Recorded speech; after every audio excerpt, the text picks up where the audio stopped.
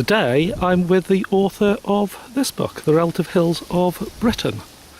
And the author is Alan Dawson. Hi Alan. Hello there, Murray. How's things? Very well, thanks. Well done. I'll just pass you the book if you can just keep hold of that. Yeah. Now, what may be quite nice, Alan, just to lay a little bit of background before we start discussing the Relative Hills book.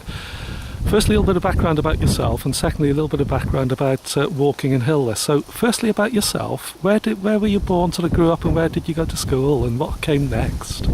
Okay. Well, I was born in Everton, which is a part of Liverpool, in 1952, and lived in Liverpool, Kew Brook area until I was about 6 years old, and then the family moved over to the Wirral, a small suburb called Greasby. So that's where I lived and grew up until I left home when I was about 19 or something. So I went to school at an all-boys grammar school called Grange Grammar School, and it wasn't a very happy time for me generally. I was younger than all the other boys, but one thing I do remember was sitting at the top floor of the building looking out over the DS Street to the Welsh Hills and Montgomery in particular. And what about after schooling, Alan? Did you go to college?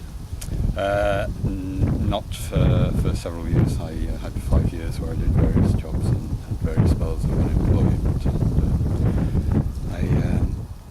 And I did go to university 5 years after leaving school, but in the meantime I actually ended up working for the Ordnance Survey for a year, which came about rather much by accident, because I didn't know what I was doing at all. I went to see an occupational guidance counsellor.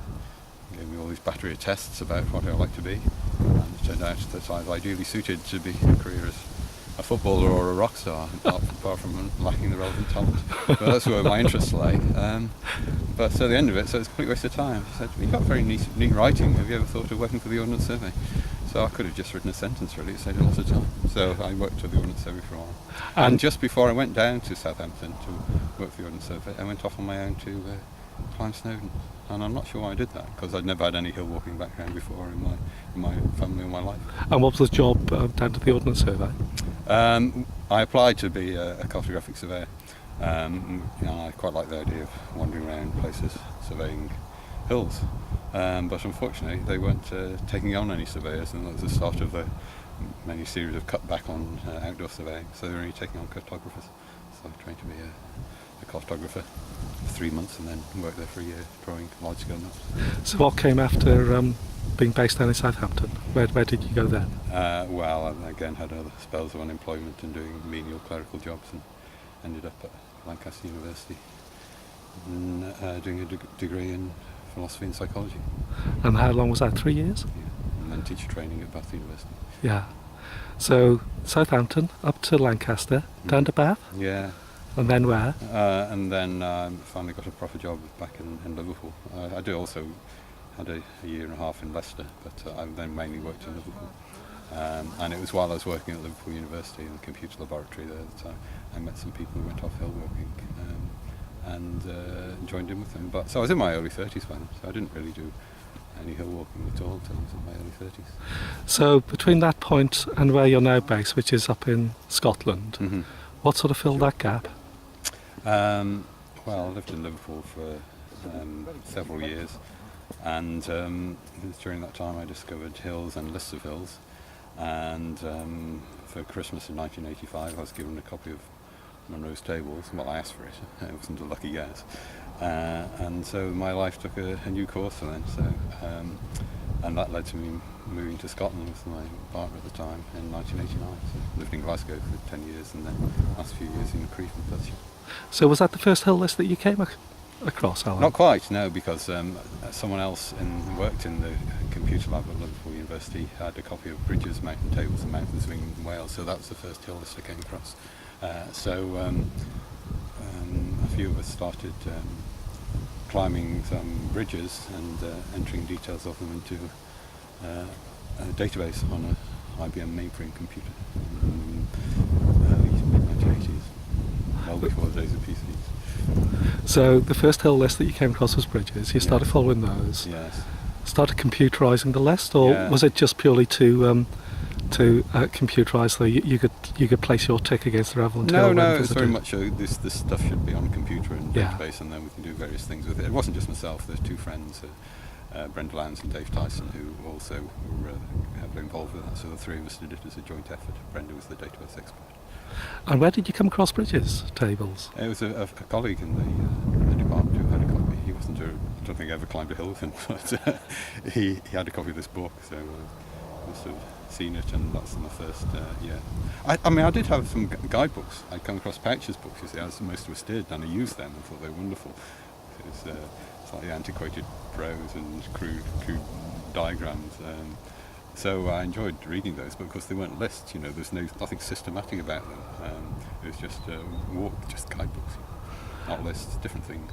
And what are your memories of first coming across Murdos tables? I can't remember where I first heard about them, but I have a quite clear memory of my reaction, because I seized upon it, this is the crown jewels, the Bible, great, this is what I'm going to do with my life, to give it some sort of meaning.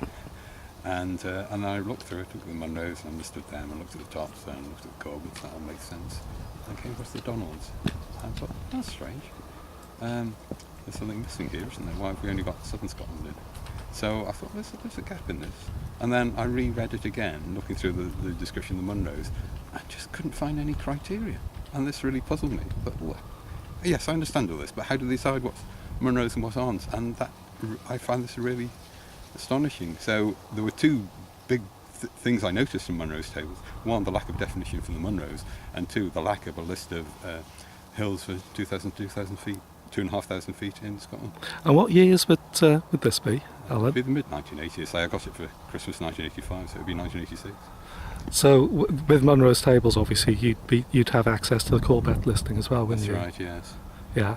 So what about if we now come on after that? You sort of explained that there's this query going on inside of your head, that there was no definite criteria set out for the Murdos, and also that there was a definite lacking for the 2,000 to 2,500 hills in Scotland. Yeah.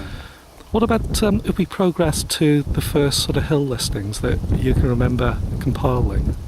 Well, it happened very soon afterwards. I mean, I only got the list of Murdos tables Christmas 1985, and I think it was only April 1986, the same day the Chernobyl explosion, or the fallout from it, hit Britain and the Lake District, when I was walking in the Lake District, walk over Skiddaw, and we had to make this long diversion down to Sale Howe, which is on Bridges' list,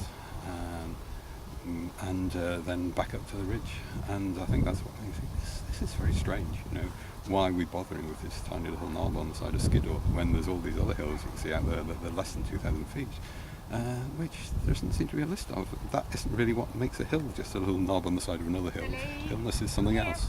So quite soon after that, I started thinking about compiling my own list, which ultimately became the Marilyns. So, were you tempted at all to try and compile a list of the 2,000 footers before you delved straight in towards the Marilyns compilation, or not? No, I didn't see them as a separate thing then. I was just going straight into. I mean, I understood the Corbetts very well because they have this clear definition. So I thought I would apply that to hills of any height and just see how it worked. Because obviously I had no idea how many there would be. No one did. So that's quite an interesting piece of research, just seeing whether it could be applied to lower hills, whether it could be worked out, and how many there were. So as far as the Marilyns are concerned, what year would that be that you first decided to try and compile something? 1986. That was at 86? Yeah, as early as that. And I think I started work on it before the end of 1986, yes. And when was the book published?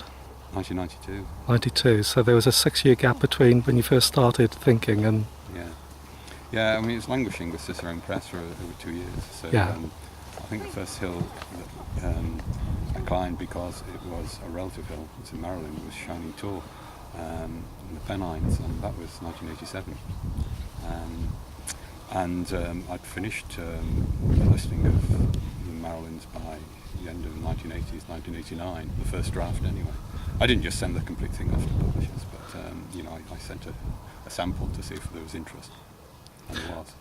Well, for now, Alan, we've laid the background to the Marilyns listing. Mm-hmm. So this can be part one of 2 parts concerning the Marilyns. Okay. So I'll just close off for now, and we'll start again shortly. Okay.